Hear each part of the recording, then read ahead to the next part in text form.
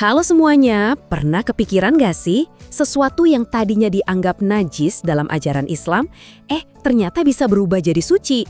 Nah, kali ini kita bakal bahas transformasi yang super unik dan menakjubkan ini. Kedengarannya emang agak aneh ya, soalnya kan yang kita tahu kalau ada barang kena najis ya solusinya cuma satu, cuci sampai bersih. Tapi ternyata ada loh beberapa kondisi di mana aturannya itu beda banget. Dan jujur, ini jauh lebih keren.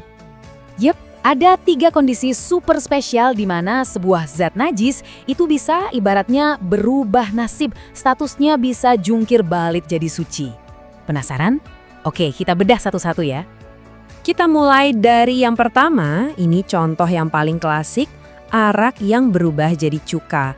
Ini tuh kayak pertunjukan keajaiban dari proses fermentasi alami, mengubah sesuatu yang dilarang jadi sesuatu yang bermanfaat. Nah, lihat deh perbandingannya. Ini benar-benar perubahan 180 derajat. Awalnya arak atau khamr yang statusnya jelas-jelas najis dan haram buat dikonsumsi. Terus setelah melalui proses alami, dia berubah jadi cuka. Statusnya jadi suci dan halal, bahkan jadi bumbu penting di dapur kita kan? Tapi ada syaratnya, dan ini penting banget. Proses perubahannya itu harus murni alami, dibiarin aja gitu seiring waktu. Nggak boleh ada campur tangan manusia yang nambahin zat kimia atau apapun buat mempercepat prosesnya. Kalau sampai ada campur tangan, wah status kesuciannya jadi nggak sah. Lanjut ya ke transformasi yang kedua. Ini juga nggak kalah keren. Kulit bangkai yang jadi kulit samak. Ini tuh soal gimana kita mengubah sesuatu yang tadinya dianggap limbah kotor jadi bahan yang super berharga. Nah, prosesnya ini disebut penyamakan atau samak. Jadi gini, kulit hewan kayak sapi atau kambing yang mati bukan karena disembelih secara syar'i, itu kan dianggap najis.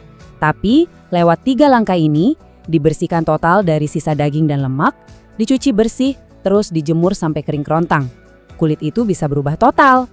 Hasil akhirnya luar biasa. Sesuatu yang tadinya cuma limbah najis, sekarang jadi bahan baku yang bersih, suci, dan bisa kita pakai sehari-hari. Jadi tas, sepatu, jaket, keren banget kan? Tapi tunggu dulu, ada pengecualian penting nih. Aturan penyamakan ini nggak berlaku buat semua hewan. Khusus untuk anjing dan babi, ceritanya beda. Menurut ajarannya, najis mereka itu sifatnya permanen. Jadi mau disamak dengan cara apapun, status kulitnya akan tetap najis.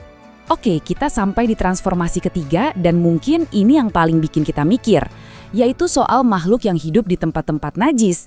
Nah, ini bakal sedikit menantang pemahaman kita tentang apa itu najis. Biar gampang paham, kita kenalan dulu sama istilah mutanajis. Simpelnya gini, mutanajis itu adalah sesuatu yang zat aslinya itu suci, tapi dia jadi kelihatan kotor karena kena atau kecipratan barang najis dari lingkungannya. Biar lebih kebayang, kita ambil contoh ulat atau belatung yang mungkin kita temukan di tempat sampah. Nah, coba kita bedah ya. Tubuh si belatung itu sendiri, zat dasarnya itu nggak najis loh. Dia kan nggak terbuat dari kotoran.